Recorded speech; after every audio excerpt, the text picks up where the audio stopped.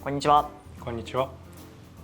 カメラの北村、新宿北村写真機店の教えです。中目です。この動画は新宿北村写真機店 YouTube チャンネルでの配信をさせていただいております。よろしくお願いいたします。今回ご紹介させていただきます商品の販売につきましては、6月8日土曜日の12時より販売開始をさせていただきます。当店にご来店いただいたお客様、次にお電話でお問い合わせいただいたお客様の順番にお取り置きさせていただきますので、当店の電話 03-5361-8300 までご連絡お願いいたします。なお、6月8日12時に店頭にご来店されたお客様で購入希望の方が複数いらっしゃった場合、抽選にて販売させていただきますので、ご了承お願いいたします。はい、じゃあちょっとテーマ紹介の前に初めましてですね。はじめまして。はい、教えさんです。はい、教えと申します。新宿北村写真機店でプリントの担当をさせていただきます。教え和樹と言います。よろしくお願いします。ニューフェイス。2階とか新品とかも担当してたことがあるので、カメラとかあと M11P をお持ちで。はい。はい、ライカ大好き？はい。ではないです。もう最近最近大好き。最近ドハマりしております。結構持ち歩いて。はい。休みの日はもうお供で持ち歩いて撮影をさせていただいてます。はい、ありがとうございます。では今回のテーマは中目さん、お願いします。はい。では今回のテーマは、持ち歩きたいフィルムカメラボリューム2、街歩きへの招待状。はい。昨年配信したものの第2弾ですね。はい。はい。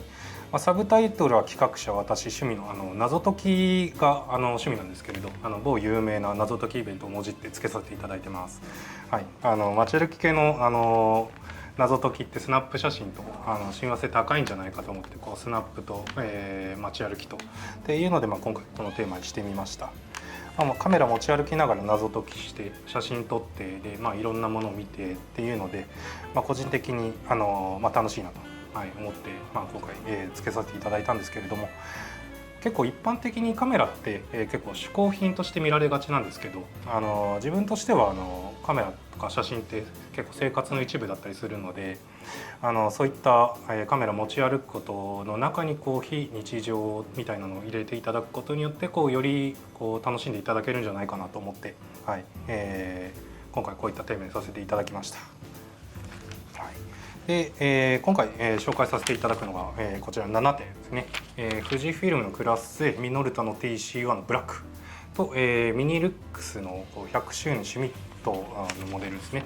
あとコニカヘキサー50の 1.2 のセットと、ライカ M7 ジャパンモデルですねと、あとトリエルマーですね。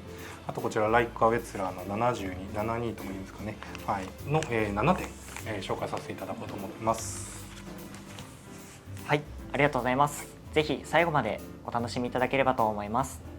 なお、本日配信で使用しているレンズですが、ズミルックス 35mm のセカンドを使用させていただいております。はい、こちらも非常に軽いレンズなので持ち歩きにぴったりかなと思います。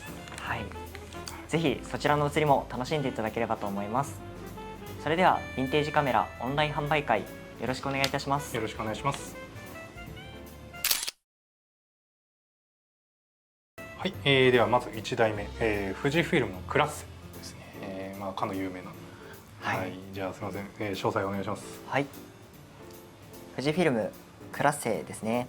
90年代の高級コンパクトカメラブームの流れから少し遅れた登場となった富士フィルムのコンパクトカメラクラッセは、高級コンパクトカメラの中では少し大きめのサイズかと思います。しかし右手グリップの部分は大きく丸く設計されているため、ボディが手に馴染むようになっています。富士フィルム独自技術の一つがスーパー EBC というコーティングです。 EBC とはエレクトリックビームコートの略で、電子ビームで形成した反射防止膜を何層にも重ねることで光の反射を抑え、レンズの性能を引き出す技術です。これによってゴーストやフレアも抑えられ、逆光の中でも本来の色味に近い写真が撮れるようになりました。 EBC レンズの描写力の高さやフォルムの可愛さから、今では非常に人気な機種となっております。ボディの両側にストラップが装着できるようになっている部分は他のコンパクトカメラにはあまりない特徴で持ち運びに便利です。おそらく X100 シリーズもこのカメラのデザインのエッセンスを取り入れた商品なのではないかと考えてしまいますね。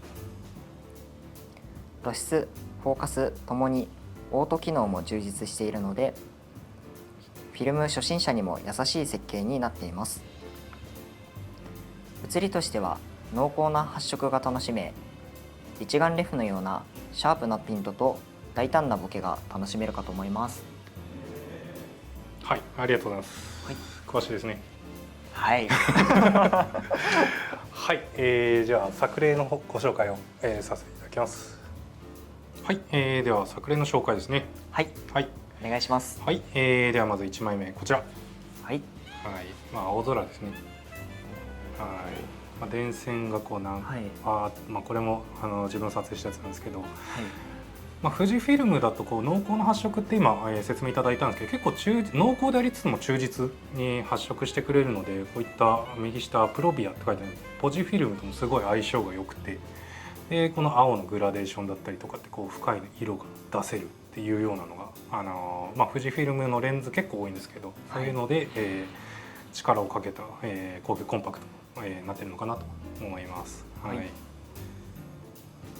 これ鳥ですか？鳥ですね。なんかこう打ち出たところの向かいが、はい、鳥を放し飼いしてるらしくて、そうなんです。オウムなんですよこれ。オウムなんですか？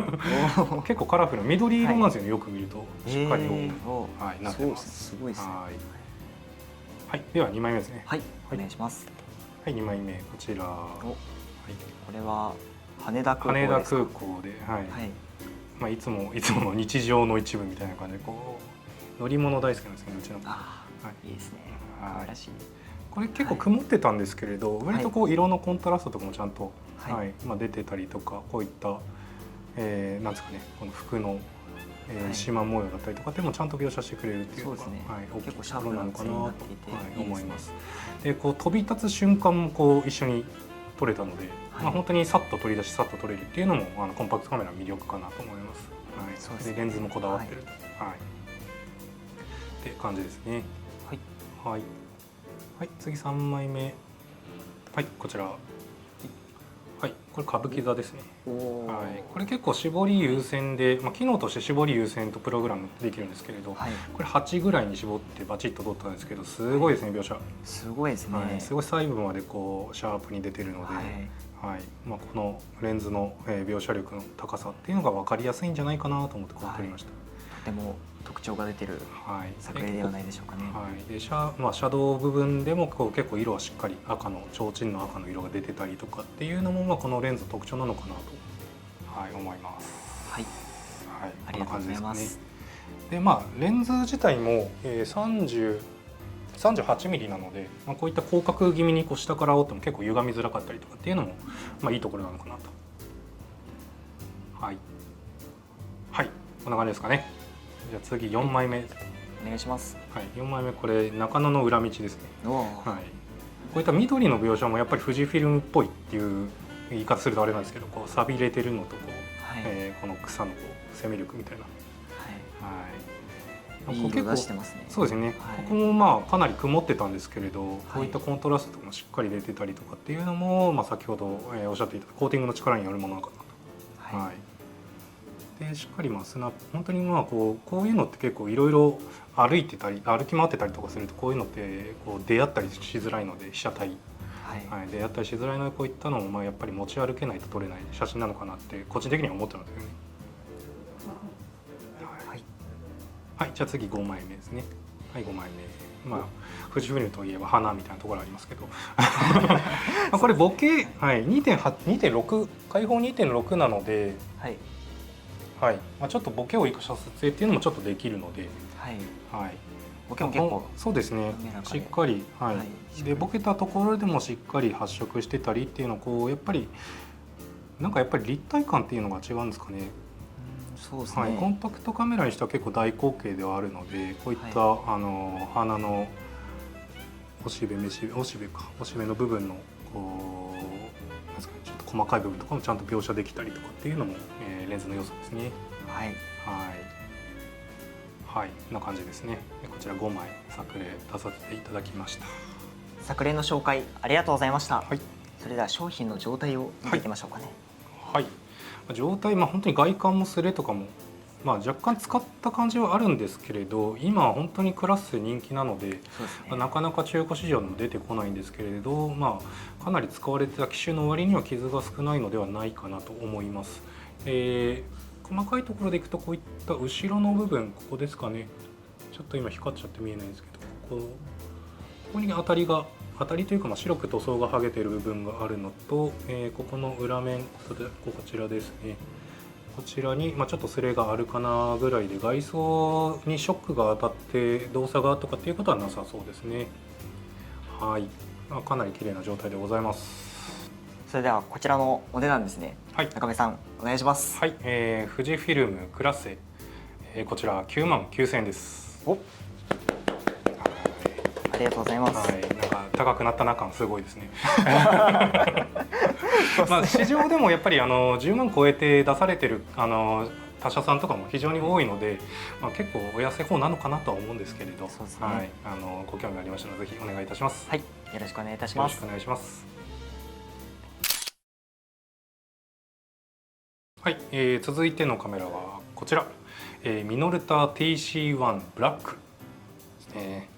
はい、はい、では大重さんどうぞお願いします。はい、ミノルタの TC1 ですね。通常のカメラですと絞り羽を動かすことによって絞りを調節します。この多角形が円形に近いほど綺麗なボケが出ると言われていて、どのメーカーも羽の数を増やしたりといろいろ努力をされる部分ですね。しかし TC1 の場合はこの羽がなく、円形に開けられた絞り板を切り替えることで絞りを調整することで美しいボケを出すことに成功しました。使い方はデザインとしても特徴的なレンズ上部のレバーを動かして絞り値を決定します。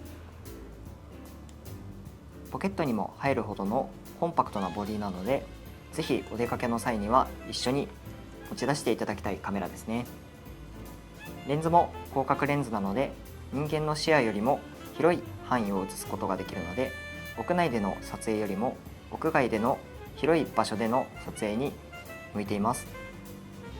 またせっかくの円形絞りなので、ボケが多めの写真やイルミネーションなど玉ボケが起きやすいシチュエーションでの撮影も面白いかと思います。いつもとは一味違った写真が撮れるのではないでしょうか。はい、ありがとうございます。はい、詳しいですね。そうですね。はい、今ご案内した 28mm のレンズが搭載されているので、結構広めの画角で撮れますよというものですね。はい、バッチリですね。はい、では続いて作例の紹介に移らさせていただきます。はい、中部さんお願いします。はい、作例ではまずこちら1枚目ですね。はい、こちらちなみに当店の岡田勇さんに撮影いただきました。あ、岡田さんですね。はい、岡田さん。ありがとうございます。はい、本当に大ベテランです。はい、大ベテランですね。というTC1、面白そうだねって言ってやってくれました。はい、これどっかの遊園地ですね。はい。はい。葛西臨海公園とかですかね。ですかね、この観覧車、桜の時期と絡めて撮ってくださいました。結構大胆なフレーミングですね。こう円があって、右上から枝が出ててという。に、さらにこう桜と、青空のコントラストやっぱりいいですね。それネガでもしっかり色出せるっていうのはやっぱりミノルタのレンズの良さなのかなと思いますね。はい、マリックスで撮られてますね。はい、いいですね。淡い発色なんですけどしっかり色出てますね。はい、では2枚目に。はい、お願いします。はい、こちらかなり逆光なんですけどボケ、やっぱり円形絞りを使ったボケ身っていうところで、はい、本当に柔らかい、ぼやっと本当にうるさくないですね。二重線が出たりとかこう巻いたりとかっていうのはよくあるんですけれど、本当にそういったのもないようなレンズですね。そうですね。はい。で、枝の部分もしっかりシャープに出てるっていう感じですね。はい。はい。結構コントラストもしっかりついてますね、逆光の中で。そうですよね。逆光の中でよく表現できてるんじゃないかなと思います。いいですね。はい。はい、サクッと次3枚目いきましょう。3枚目、こちら。お願いします。はいまあ、ちょっとハレーションじゃないなこれ観光してますけれど、そうですね。はいまあ、近距離の撮影で、まあ、これ 28mm の、こう広角を生かしてこう奥行きも出してというような、はいまあ、やっぱり春の時期ですね。桜と次タンポポですね。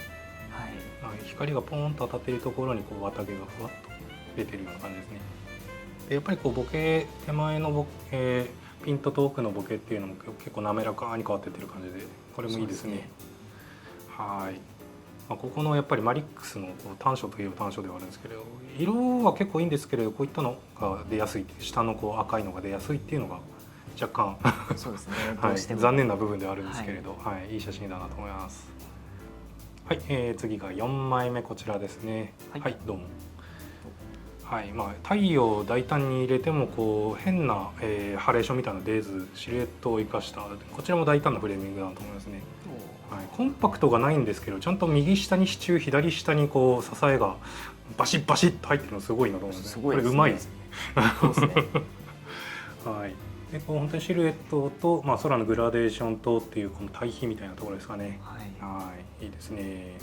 青も結構深い色出ますね。薄曇りというか、まあ、薄く雲のベールがかかってるような感じなんですけれど、そうですね、結構出てるなと思います。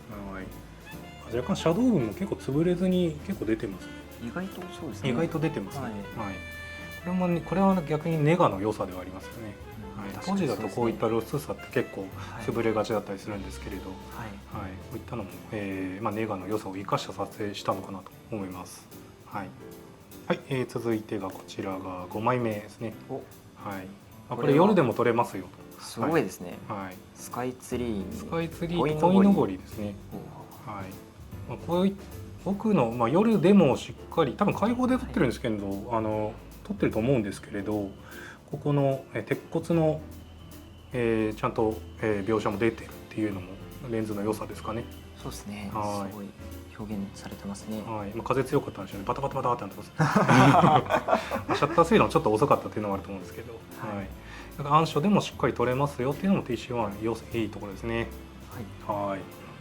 でやっぱり 28mm なのでこういった上まで見上げて上まで入れやすいっていうのもレンズの、まあ、画角の良さっていうのもありますよね。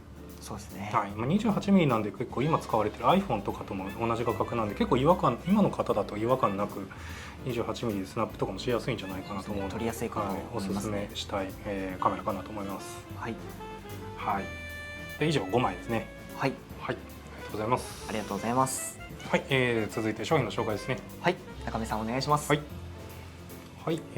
まあ状態はいいです。ちょっとスレ、まあやっぱり中古なのでスレとかっていうのは絶対あるんですけれど、まあ、本当に当たったりとか落としたりとかっていう傷は本当にないので、後ろ裏蓋ですかね、若干スレが、まあ、見えるモニターでちょっと見えるかどうかわかんないんですけれど、実物見たい方はぜひ来店いただいて、まあ、作例を見ていただいた通り逆光でも曇りとかもなく、しっかり撮れている、個体になっております。かなり綺麗な状態だと思います。ありがとうございます。では中部さんお値段よろしくお願いします。ミノルタ TC1 ブラック、こちら27万5,000円です。高い気がしますけどまあやっぱり TC1 ブラック、TC1 だと20万前後で今他社さんとかでも当店でも結構あったりするんですけれど、ブラックって結構個体数が少ないっていうのもあるので、このお値段ですかね。TC1 今に日本の市場であまり見ないので本当に非常に綺麗な状態に残ってるっていうのも珍しいかと思います。ぜひ、ご興味持っていただいた方はぜひお問い合わせください。よろしくお願いいたします。よろしくお願いします。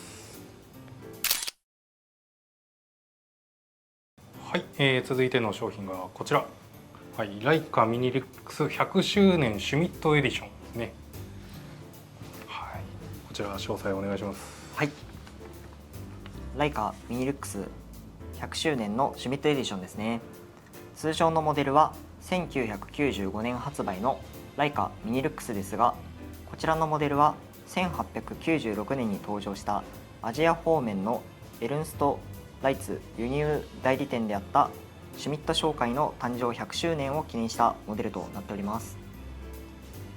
上部に五重塔と100周年を記念したプリントが施されたモデルとなっております。カメラ背面にモニターや操作盤がないので、デザインがすっきりしており、右肩の絞りダイヤルがより直感的な操作性を実現した機能とデザインが両立されたモデルとなっております。そうですね、本当にすっきりしたデザインで本当に使いやすいっていうのも含めてかっこいいカメラかなと思います。レンズはライカ製のズマリット 40mm の F2.4 ですね、を搭載し、ライカの表現力をより気軽にコンパクトに楽しめる機種となっております。ズマリット今現行で 2.4 ってあるんですけど、それよりも先に開発されたっていうのがこちらのズマリットの 2.4 ですね。では気になる作例ですが、ご紹介させていただきます。よろしくお願いいたします。お願いします。では作例こちら、1枚目ですね。今回はこちらは浅野さんに、浅野さんですね。ジャンクフロアに頑張っていますが、写真大好きなんで、今回初ですかね。そうですね、作例は初で、写真日頃撮ってるんでお願いしてみました。じゃあ1枚目こちらね。スナップといえばみたいな感じで結構後ろ姿しつつとか動きがある撮影してほしいって結構お願いしたんで、結構いい作例を撮ってくれましたね。すごいですね。本当にちょうどシュートを打たれている、こういったのをこう構えてからさっと撮れるっていうのがないとなかなか撮れないので、これもセンスあるなと思いつつ、タイミングをしっかり撮影し狙って撮影したんじゃないかなと思います。すごいですね。いいですね。スナップってこういうのでいいんだよっていう感じですね。次2枚目いきますね。いいですね。発色がすごく分かりやすいですね。多分光こうポンって真ん中上ぐらいに漏れてたところで、あとは日陰なのかなっていうような感じですかね。ここが明るくなってで日陰とか光当たってるところとかも含めてツヤ感だったりとか、こう色花の発色だったりとかっていうのもちゃんとこう忠実に再現できてるんじゃないかなっていうのはシャドウ部に強いのも、ライカの特徴なのかなと思います。でちなみにこれもポジです。プロピア 100F。これもポジのいいところですね。こういったコントラストのつきやすさとかも、うまく表現されてますね。いいですね。では次3枚目こちら。やっぱスナップだとこういった奥行きある写真とか撮りたくなりますよね。そうですね。いいですね。これ奥のやっぱり青空しっかり出てますね。グラデーションバーッと。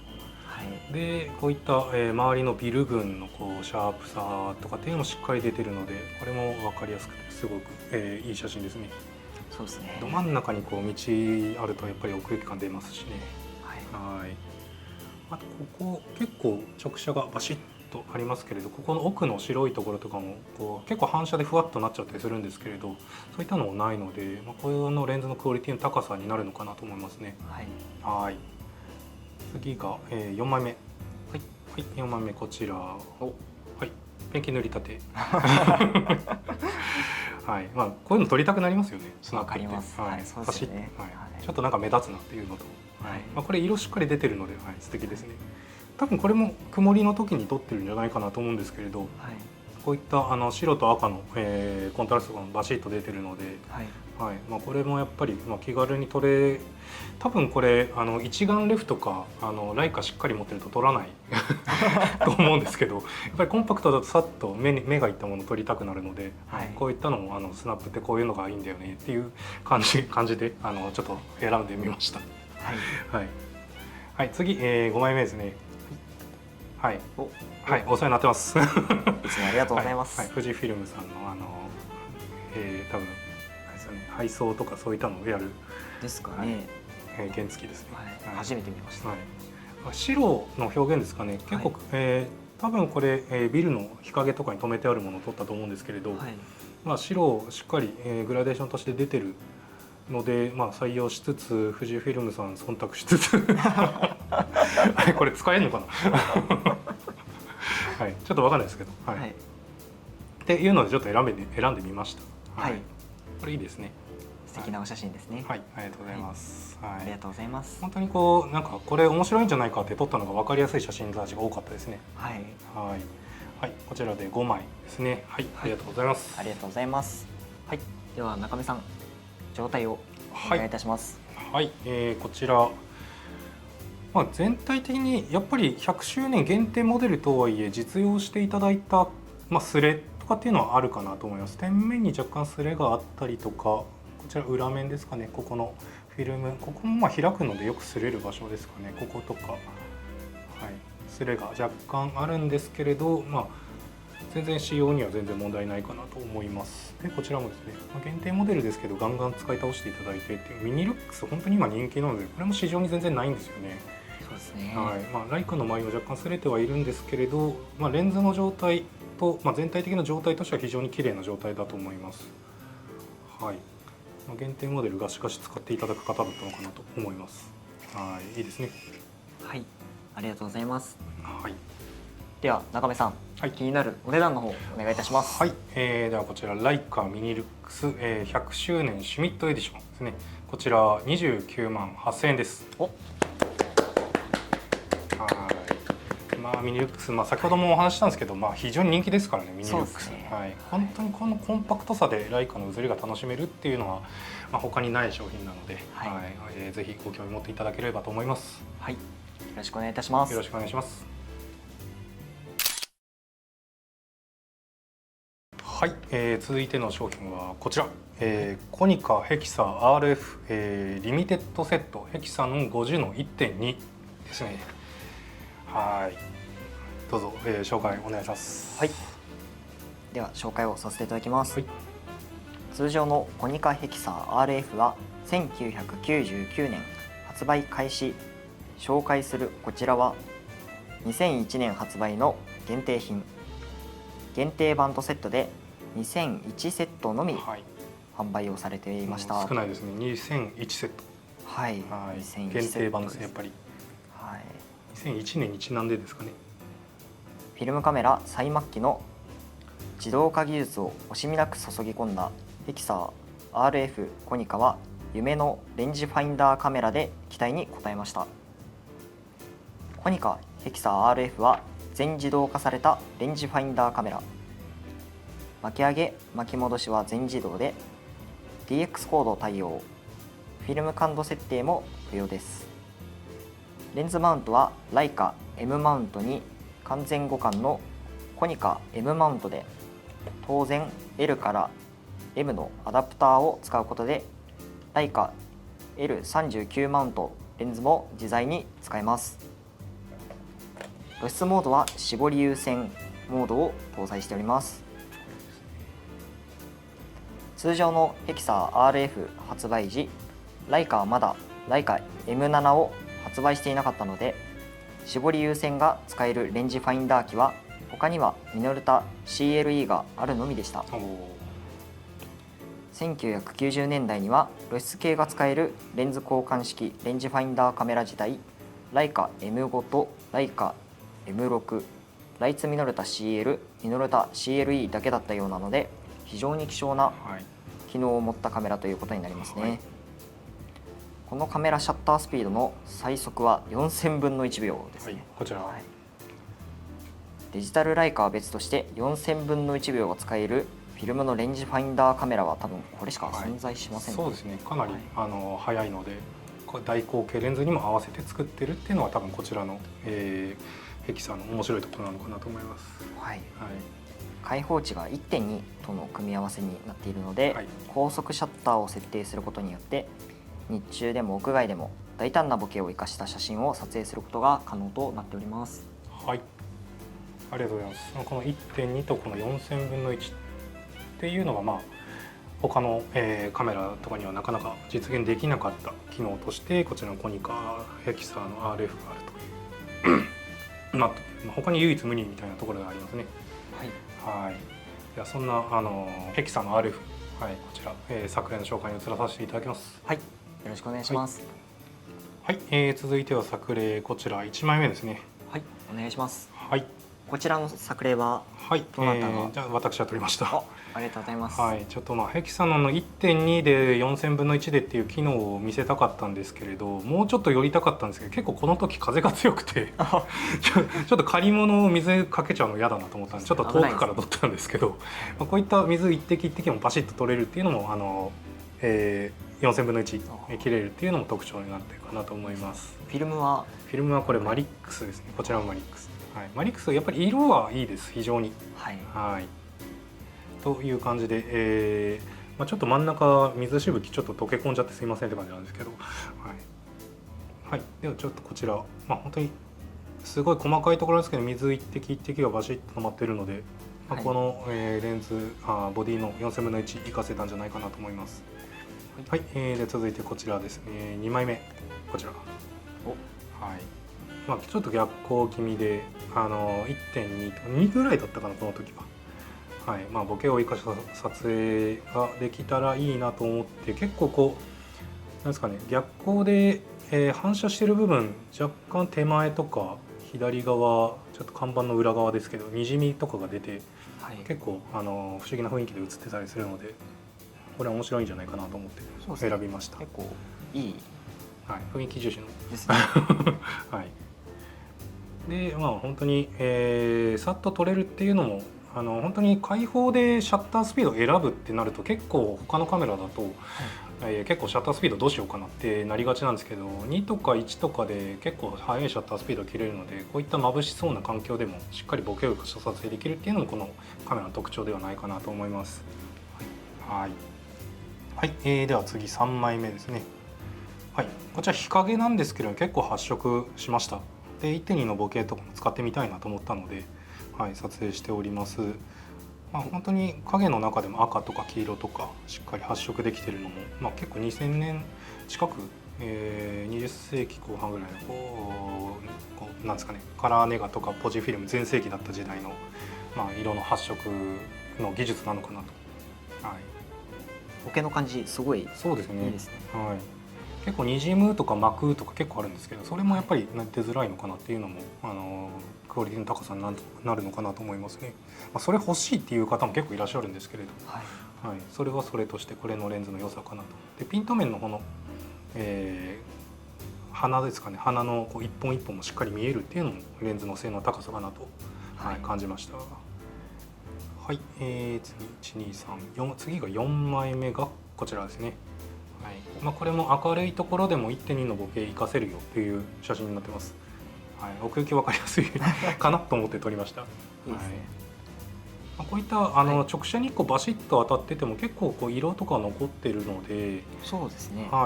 これもレンズのフィルムの性能かなとも思うんですけれど、これもレンズの性能だと思いますね。でこういったシャドウ部とかハイライト部分でも発色しっかりできるのもこのレンズの特徴なのかなと思います。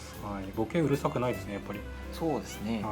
こう分かりやすくこう奥にボケてってるなっていうのが、滑らかにボケてってる感じですね。そうですね。綺麗に。では次が5枚目こちら。暗いところでも手持ちで撮れますよって写真です。焼き鳥屋さんの提灯ですね。1.2 で、やっぱり手持ちで60分の1とか切れちゃうので、感度100でも。これは大口径でしかちょっとできないので、これいろいろすごいですね。でやっぱりこうノクチルックスとかだともう100万全然しちゃうので、そういったのを、ちょっと手出せないなという方には結構使いやすくておすすめでございます。これボディとセットなんですけどね。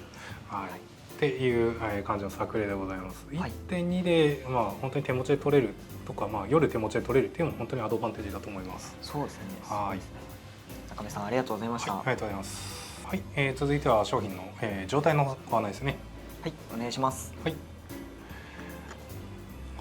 こちらリミテッドエディションなので、限定品ではあるんですけども、やっぱり中古なのでこういったスレとか若干はあるんですけれど、全体的には非常に綺麗な状態でございます。レンズとかもかなりクリア、20年とか経ってるんですけれど、本当にクリアなレンズで、非常に描写もいいですね。こうコーティングがすごいカラフルで、やっぱりこう新しい技術感はすごいですね。でリコイドも非常にスムーズで、巻き上げも見ていただいた通りなんですけれど、非常に見ていただいてはいないんですけれど、もともとの根がもう非常に細かも均等だったので、非常にモーターの状態もかなりいいかなと思います。でオート機能全部絞り優先オートで撮ったんですけれど、露出もかなり精度高かったので、本当に実用していただきたいカメラの一つでございます。はい、はい、ありがとうございます。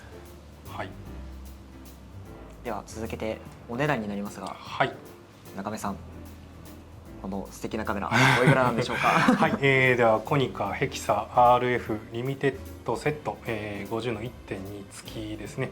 こちらお値段が88万円でございます。お、88万円ですか。はい、88万でまだノクチ買えないですからね。確かにそうですね。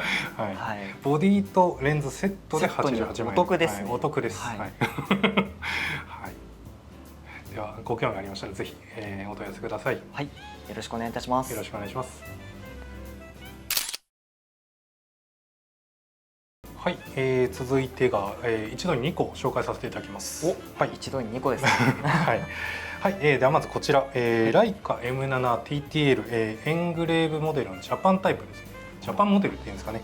はい、はい、と、こちらライカトリエルマー M、2835-5、アスフェリカルですね。はい、はい、2点、こちら2点でございます。はい、では紹介に移らさせていただきます。はい、ライカ M7TTL エングレーブのジャパンモデルですね。エングレーブのジャパンモデルは2001年の日本国内で販売されていた M7 で、トップカバーに筆記体でライカのロゴとライカカメラ AG のジャーマニーがシルク印刷されています。刻印のない通常のライカ M7 は2002年発売開始。ライカ初の絞り優先オートモードのカメラになっております。はい、シルク印刷なので、エングレーブタイプって海外で出てたタイプだとこういった光沢をチラチラってやるとへこみとかが分かるんですけれど、シルク印刷なので彫られてないっていうんですかね、上に印刷されてるっていうのがこちらのジャパンモデルになります。はい、はい、M7 のご案内ですね。続きお願いします。はい、ライカ M マウントを採用したカメラとしては、ライツミノルタ CL の後継機であるミノルタ CLE もすでに絞り優先オートを採用しており、先ほどのコニカヘキサ RF もすでにオートモードを搭載していました。はいはい、カメラ本体の機構は M 型ライカ伝統の布膜横走りフォーカルプレーンシャッターを機械で制御するというもの。感度設定は DX の位置に設置しておけば、フィルムのパトローネに印刷された DX コードを自動判別し自動設定となります。これからフィルムカメラに入門しようとするカメラファンにも使いやすいフィルムカメラでもあると思います。電子制御となっておりますが、電池を入れていない場合でも60分の1秒と125分の1秒は機械式で切ることが可能です。はい、こちらですね。60分の1と125分の1に横に線があるので、分かりやすいと思います。はい、ライカといえばスナップのイメージが強い方が多いと思うのですが、はい、絞りを決めてピントに合わせてシャッタースピードはカメラ任せ。まさにスナップ向きで実用に全振りしたようなカメラではないのでしょうか。はい、詳しいですね。はい、はい、ありがとうございます。はい、はい、では続いてこちら。はい、トリエルマーちょっと一緒に紹介いたしましょうか。はい、はい、では説明させていただきます。はい、ライカのトリエルマーですね。1998年発売開始ですね。フィルター系 E55 の初期型。紹介するのはシルバータイプですね。3焦点切り替え式の珍しいレンズとなっております。開放値 F4 と無理のない設計と2枚の非球面レンズの使用で各焦点域で単焦点レンズに迫る性能です。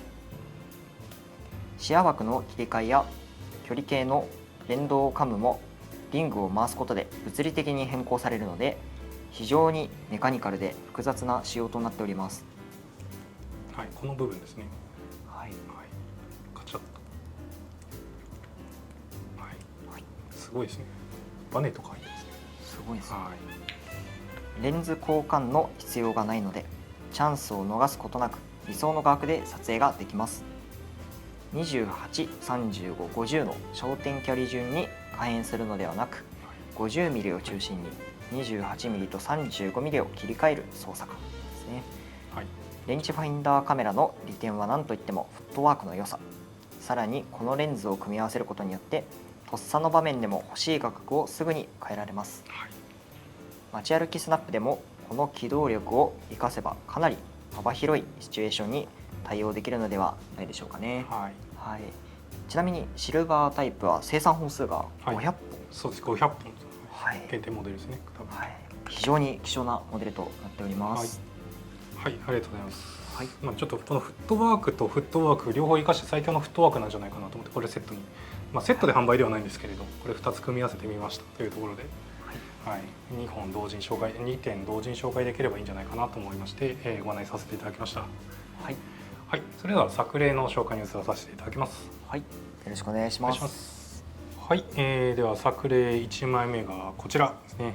はい、はい、ライカ M7 とトリエルマン組み合わせで、はい、はい、こちら撮影したのが私でございます。はい、ありがとうございます。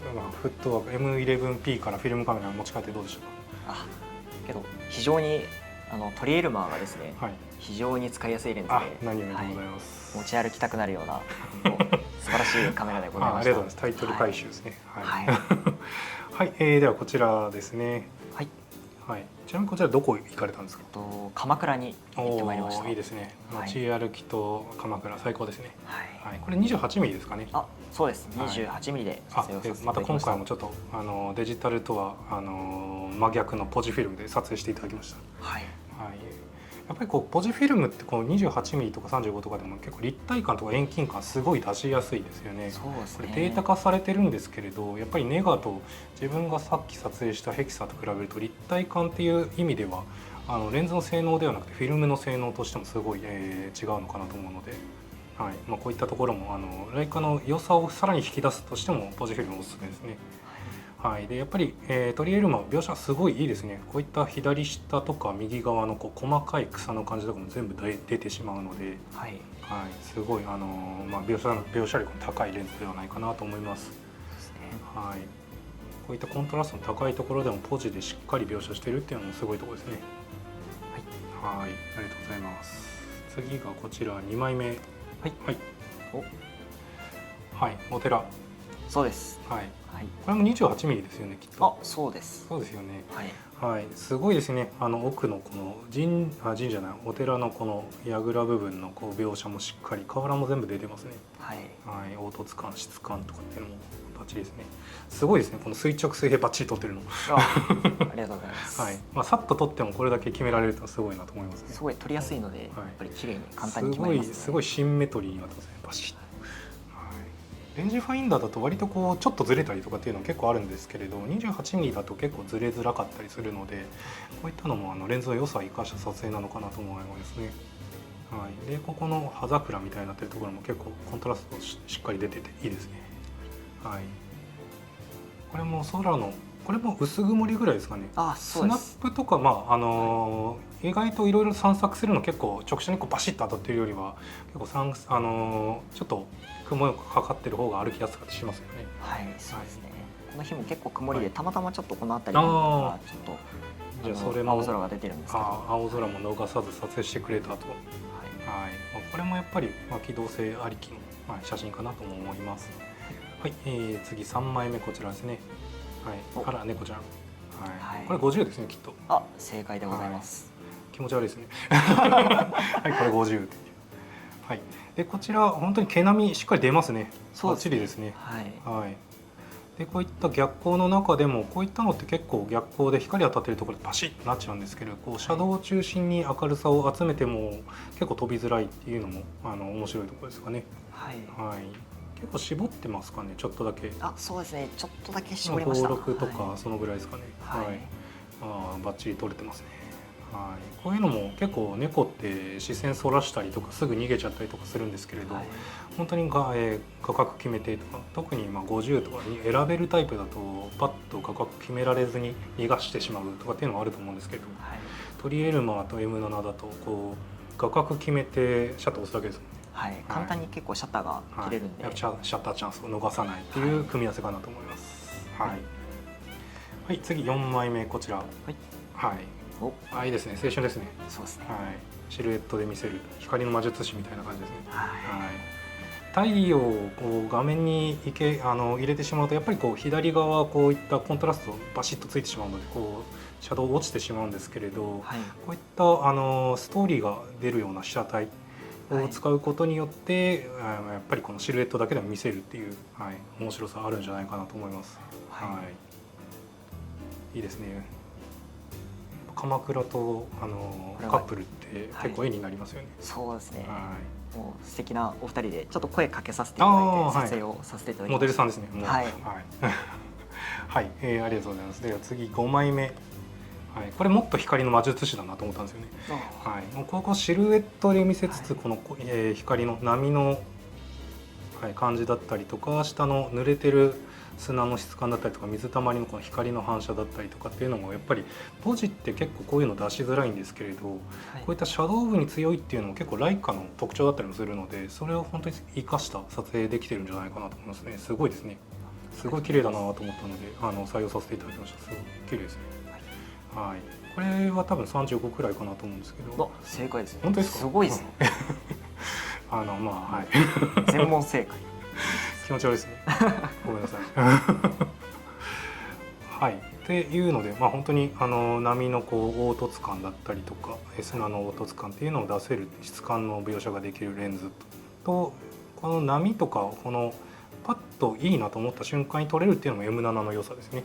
はい、それをさらに組み合わせていただくことによってより良い写真が撮れるんじゃないかと、組み合わせでございました。ありがとうございます。はい、ありがとうございます。続いては状態の紹介ですね。はい、中井さんお願いします。はい。じゃあちょっとちなみにちょっとさっきギミックを見せてなかったのでレンズつけてみますね。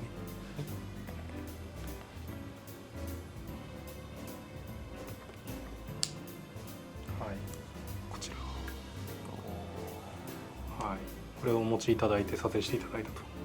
はい。でこちら50から35にずらすとこういったグイッとグイッとグイッとでちょっとレンズが、せり出したり引っ込んだり、するのに加えてさらにファインダーもこうやって、ここでファインダーが切り替わるんですけどここの手前ぐらいですね。ここもしっかり連動してますよと。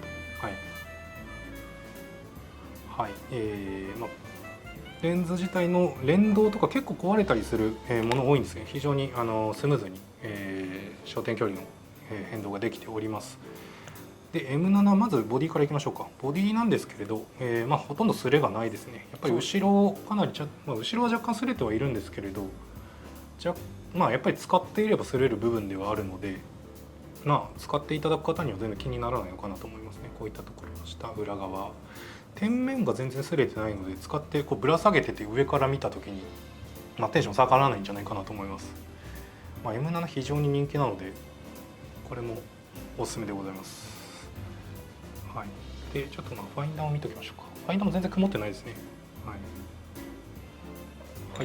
で次こちらですね。次トリエルマ、こちらがこちらも外装かなり綺麗です。そうですね。すごいシルバーの光沢。あとフード取り付け部分に若干スレはあるんですけれどレンズの状態はかなり綺麗な状態でございます。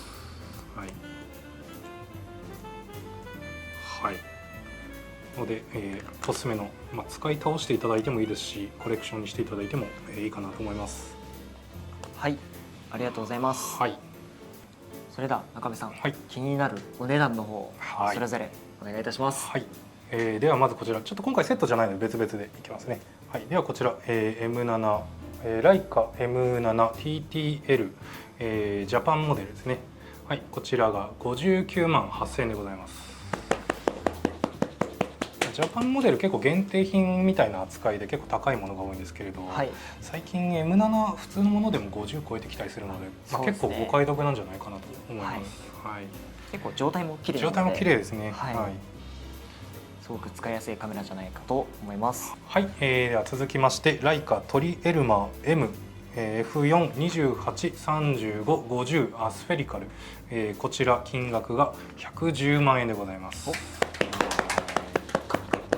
3本分ですかね。3本分ですかね、はい、ライカいいものを3本買おうと思ったら足りないですからね。はい、まあ、500本限定っていうのもあります。このね、そうですね。はい、はい、ぜひご興味ありましたら、お問い合わせください。よろしくお願いいたします。よろしくお願いします。はい、続きましてこちらの商品、ライカ72ウェッツラー、これがハーフカメラになります。はい、はい、こちらご紹介お願いします。はい、紹介させていただきます。ライカ72ウェッツラーですね。はい、ライカが1954年から1957年のうちに約200台だけ製造したハーフカメラ、ライカ72の 18×24mm ですね。その約200台の中でもですね、特に貴重な33台しか製造されていないウェッツラー名の大半がオンタリオかミッドランドカナダ名になっています。 3A 型のパーツで構成されていて、通常のバルナックライカと異なる点はファインダー窓が動く機構になっており、ハーフ版の幕を下ろすと実際に撮影できる範囲の 75mm 相当のファインダーになるところが特徴となっています。カウンターは40以上が赤字で併記されており、カウンターが2周することで数字が表記されるようになってますね。はい、はい、こちらですね。はい、セット販売されていたのはズミターの 50mm の F2 ですね。はい、ちょっとご用意してみました。同年代のズミター。ちょっとちなみにつけてみるとこんな感じですね。はい、こんな感じで、やっぱりバルナックといえばみたいな形になりますね。はい、そうですね。まあ、ただやっぱり違うところはこのハーフカメラとしての枠がついているっていうところですね。はい、はい、3A を元にしているので、やっぱり1000分の1が切れるっていうところもまあ特徴になってます。はい、はい、大体この前が D3 とかそのあたりになるんですけれど、それだと500と、あとここシャッタークリック、これですね、このスローシャッターの部分がカチカチ止まるようになってるっていうのも特徴ですね。はい、では作例の紹介に移らさせていただこうと思います。はい、ではまずこちら1枚目がこちらですね。はい、はい、やっぱりハーフカメラなので、2枚をセットにして 1枚の写真にしてしまおうっていうのをちょっと意識して撮ってみました。中見さんが撮ってくださったんですね。ありがとうございます。めちゃめちゃ撮りましたやっぱりこうハーフカメラなんで倍撮れるっていうのはなかなか大きかったんで、ちょっと結構撮らざるを得ないというかひえーって言いながら撮ってましたね。でも持って歩きたくなるようなカメラ。そうですね、やっぱりこういっぱい撮れるっていうのと、失敗してもいいやっていう気持ちでも撮れるので、はい、本当に実用しつつライカのハーフカメラってこれしかないので、本当に楽しく撮影できました。はい、でこれ、ちなみに私物のQL まで撮影します。はい、やっぱりこういった絞ると描写がすごく良くなるというか、非常にシャープになるっていうのもエルマの特徴です。でハーフカメラ、前々回かどっかでライカ A のライカの始まりのライカっていうテーマでやらせていただいた時に使われてたレンズの1個でもあるんですけれど、はい、本当に写りの違いで QL マンを求めるという方多かったんですけど、はい、ハーフだと解像力が足りないって言ってた割に結構改造するなって言ってもう、はい、そうですね、ハーフだと解像力が足りないからフルサイズになったっていう歴史があったんですけど、はい、それを超えての結構解像力あるんじゃないかって思いました。はい、本当に枝の一本一本しっかり描写しつつ、しっかり絞ると手前の木の枝だったり奥の東京タワーもしっかり鉄骨の部分まで描写できるっていうのもレンズの描写を含めて、あと富士カラーのネガフィルムの能力あるのかなと思います。はい、はい、ありがとうございます。はい、続いて2枚目こちらですね。近影プラス近影みたいなところですね。はい、これシャッターチャンス逃しちゃったんですけど、下向いちゃってます、左側こっち向いてたんですけどね。はい、とよりカット、こちらはズミターで撮影します。お、はい。ズミターなのでやっぱりこう周辺流れる描写になりがちなんですけど、これハーフ版でも結構描写流れる描写出ましたね。いいですね。特徴がよく出てる。はい。ハーフでもしっかり出ますというのも、まあ面白いところですね。ただ F にあるので、奥行きのボケを生かした撮影っていうのも非常にやりやすいんじゃないかなと。はい。はい。ハーフなので、2枚1組、近距離みたいなのでも組み合わせられますし、はい、被写体の内容、一花みたいなので組み合わせても楽しいんじゃないかと思います。はい、はい、続きまして3枚目こちら、はい、東京タワー鯉のぼりですね。はい、鯉のぼり飾られてました。ちなみにこれズマロン、35の 3.5 で撮ってます。旧ズマロンの L マウントのやつですね。はい、これは私物です。すみません。で、35つけていただくと50ミリ相当になるので、はい、そういった焦点距離の違いとかっていうのも楽しみつつ、はい、はい、ファインダーはないんで心の目で見ていただくしかないんですけど、はい、これご覧になられている方は多分頭の中に50ミリの価格多分あると思うのでぜひ。これ風は今回は吹いてなさそうですか？実はそこそこ吹いてました。でやっぱり1000分の1しっかり切れるっていうのをちょっと見せたかったんで、はい、1000分の1で多分 3.5 で撮ってると思います。はい、ピントもバッチリですね。はい、はい、ハーフならではっていうところでもあります。このピントのちょっと深いところ。はい、はい、はい、続いて、4枚目。はい、はい、こちら。これもズミターで撮ってます。いいですね。やっぱりスナップといえばみたいなところであるんですけれど、50ミリをつけると75ミリってこう中望遠として使えるので、望遠レンズっぽさを生かした撮影っていうのもこういったのでできるんじゃないかなと思って撮影してみました。ドーンと奥行き感含めて、はい、やっぱりこう人立たせることによってスナップっていう意味も出てくるんじゃないかな。はい、人をいることによってだいぶそうですよね。やっぱり動きがちょっとつくのと、なんかこう内容の話するとこの人何しに来たのかなみたいなところも含めていろいろお楽しみできる、楽しめるんじゃないかなと、はい、思います。はい。みんないっぱい撮ってねみたいな感じです。はい、続きまして5枚目。はい、最後ですかね。はい、最後。はい、はい、ここです。いいですね。はい。隣のビルとも含めて、結構富士カラーなので結構発色が濃いめなんですけれど、レンズズミターなのでコーティングがないものになるので、発色が割と浅めであっさりした描写になるんですけれど、ハーフカメラなので、いろいろお楽しみながら撮影していただくっていうのを優先していただいて、我らが北村見ていただければと思います。はい、ちょっと無理やりですけど。はい。ありがとうございました。ありがとうございます。はい、続きましてこちら商品の状態の紹介でございます。はい、中見さんお願いします。はい、ありがとうございます。ではこちらですね。やっぱり擦れ傷全然ないですね。やっぱコレクションだったのかなっていうぐらい。そうですね。ちょっとすみません。今回作例のために実用させていただいたんですけれど、本当にネガを見ると本当に細感もものすごい均等だったので、はい、本当に状態はいいと思います。はい、スローシャッターも全然切れて、実際使ってはいなかったんですけど、動作確認の上でスローシャッターも、使わせてもらってます。で、非常に天面の擦れとかもなく、かなり綺麗な状態でございます。はい、あとここに擦れ防止のテープが貼ってありますね。はい、多分これ前のオーナーさんが貼ってくださったんだと思うんですけど、ここで傷がつきづらくなってますよという感じですね。はい。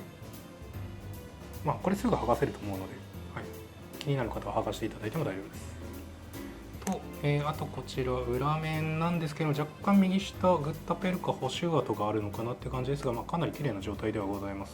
はい、多分オリジナルのグッタペルカでそのまま補修してくれてるんだと思います。はい、こちらですね。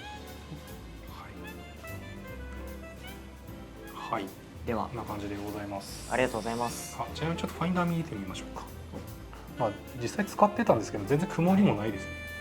はい、素晴らしいですね。はい、かなり状態はいいと思います。はい、ありがとうございます。はい、はい、では中見さん、気になるお値段をお願いいたします。はい、こちらライカ72ウェッツラー、こちらちゃんとウェッツラー刻印が入った、はい、ドイツのものですね。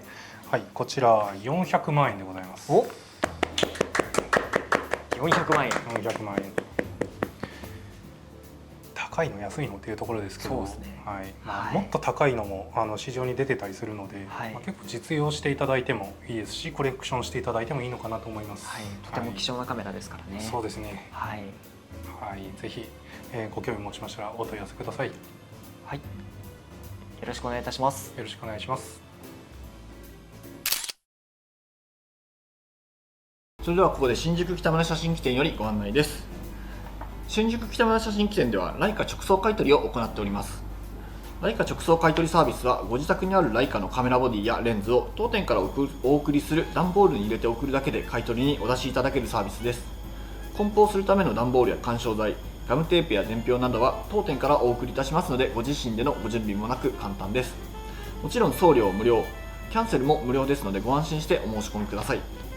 査定はライカの知識を豊富に持つ新宿北村写真機店の専門スタッフが丁寧正確に査定いたしますので、安心して査定にお出しいただけます。また新宿北村写真機店ではライカ出張買取も行っております。私たちが直接お客様のご自宅にお伺いさせていただいて査定させていただきます。直送買取では送れない、量が多いといった方にはこちらもご案内させていただいております。こちらも無料でお伺いさせていただいておりますので、合わせてご検討ください。お申し込みはどちらも電話番号 0353618300 までお願いいたします。はい、それでは中見さん、いかがだったでしょうか。はい、かなり駆け足で7点紹介させていただいたんですけれども、本当に持ち歩いて撮影してっていうのをメインでセレクトしたので、本当に撮影を楽しんでいただけたらなっていうセレクトに、なってるんじゃないかなと思います。そうですね、本当に気軽に撮影して、ちなみに教えさんどうでした？ M7 こちらのトリエルマクロ M7 もすごく撮りやすいもので、レンズが特におすすめでございます。はい、便利ですよね。もうめちゃくちゃ便利で、私が使いたいぐらいに、はぜひ、はい、60回まで金手数料無料で、はい、してますので、はい、はい、なところで大丈夫ですかね。はい、はい、ではまた次回お会いいたしましょう。ご視聴ありがとうございました。ありがとうございました。